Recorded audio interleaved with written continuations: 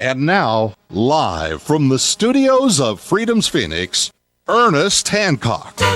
Stop me, 'cause I'm having a good time, having a good time. A shooting star leaping through the sky like a tiger, defying the laws of gravity. Yeah, define the laws. Yeah, they're defining the laws all over the place. Got a lot of laws defined going on. Let me go ahead and give you some idea of how the laws are defined. Here we go.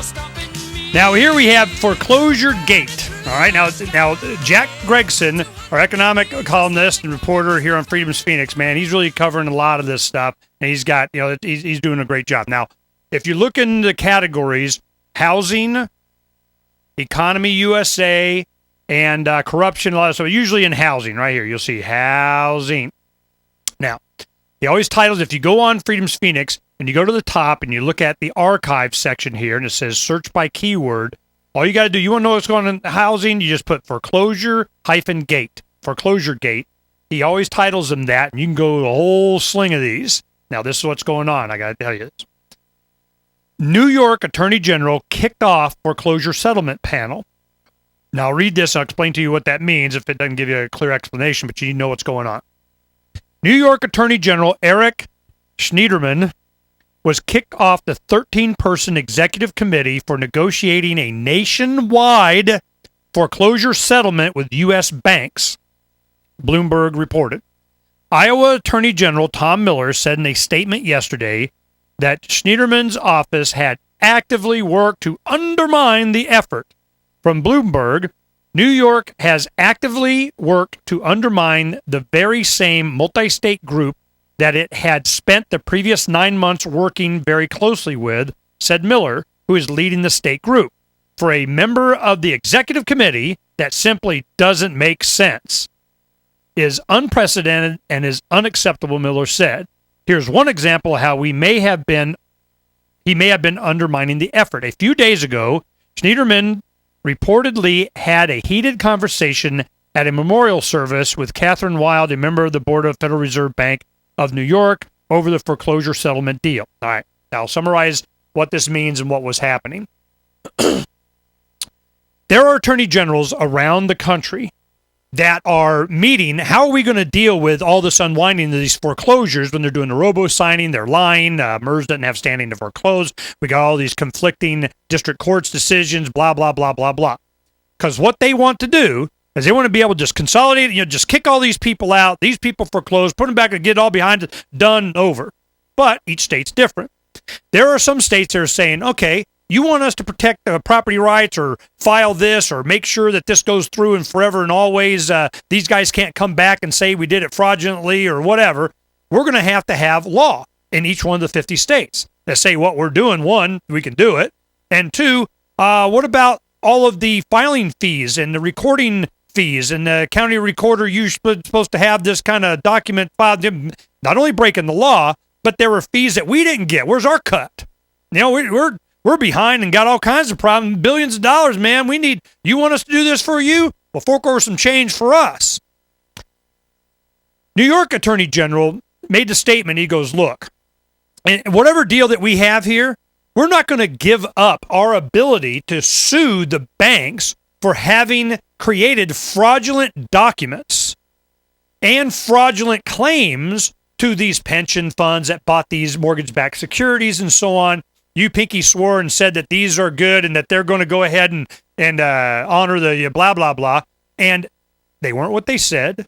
They weren't, backed by the mortgage. It was just all this, Ponzi scheme game that they were playing. We're not going to give up our right to go after these people, because keep in mind, who was Attorney General back in the day that was saying all this kind of stuff? It was Mark Spitzer. Remember, they went after him. Now he's on CNN, but they go after him because he was like, ooh, they'd being bad and so. No, we got call girls in your hotel room, boy. So this is been ongoing. So now they create this 13-member, and they think they got their New York guy, in their pocket, and he mentions, hey, man, what about? And they go, oh, you're kicked off. Get out of here. Can't have that. Why? Well, there's a lot of those reasons, but there's something else going on. Let's look at this. Friends of One World Company Limited can buy houses cheap, not you. This is what I was talking about. The largest transfer of wealth from the public to private sector is about to begin. The federal government, let me go ahead and make this larger for those on video. You can read along with me because this is where this is all going. I knew, man, I'm so clairvoyant. How'd you be so smart, Ernie?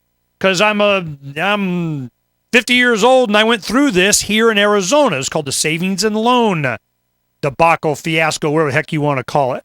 And they went through the Resolution Trust Corporation, which was a corporation set up just to liquidate all this stuff. Now, without the internet, how people even know what's going on? Well, they're redoing it. Here it is again. The largest transfer of wealth from the public to private sector is about to begin. Let me read that again. The largest transfer of wealth from public to private. Now, but first it was from private to public. It was from you to them is what it was. Okay, there we go.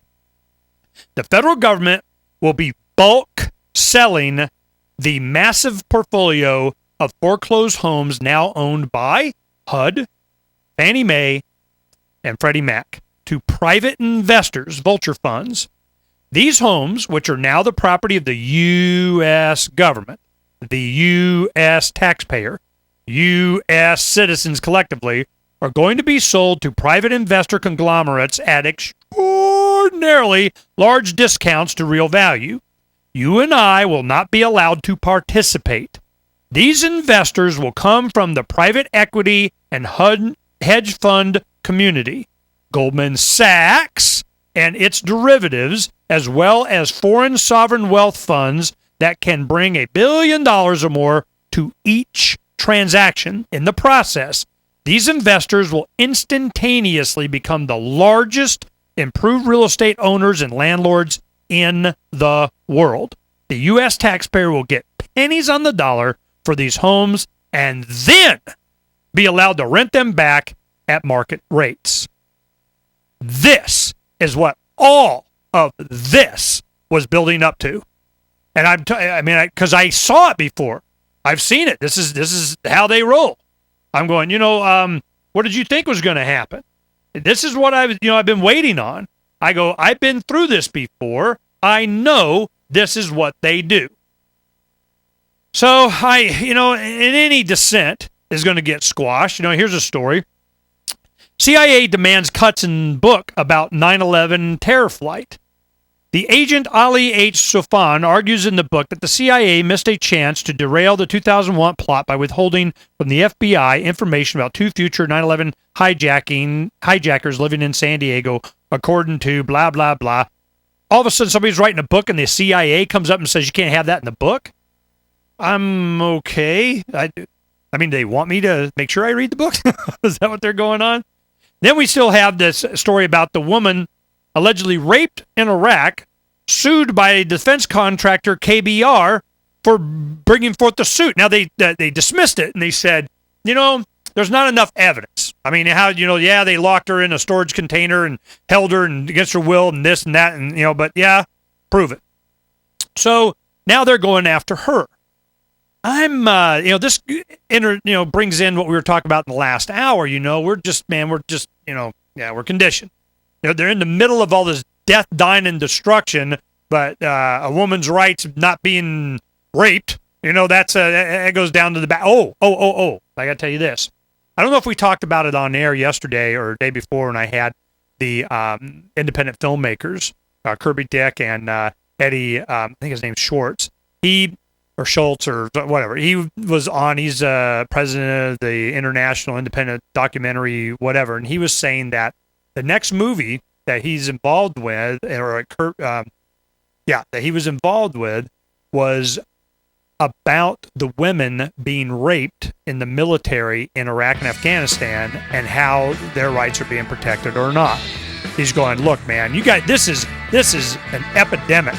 And they keep getting away with it. They're just, messed up in the head. People are already in messed up situation doing messed up stuff, and they're allowing it to be all messed up. What do you think was going to happen? Oh, that documentary would be some interest. More headlines when we come back.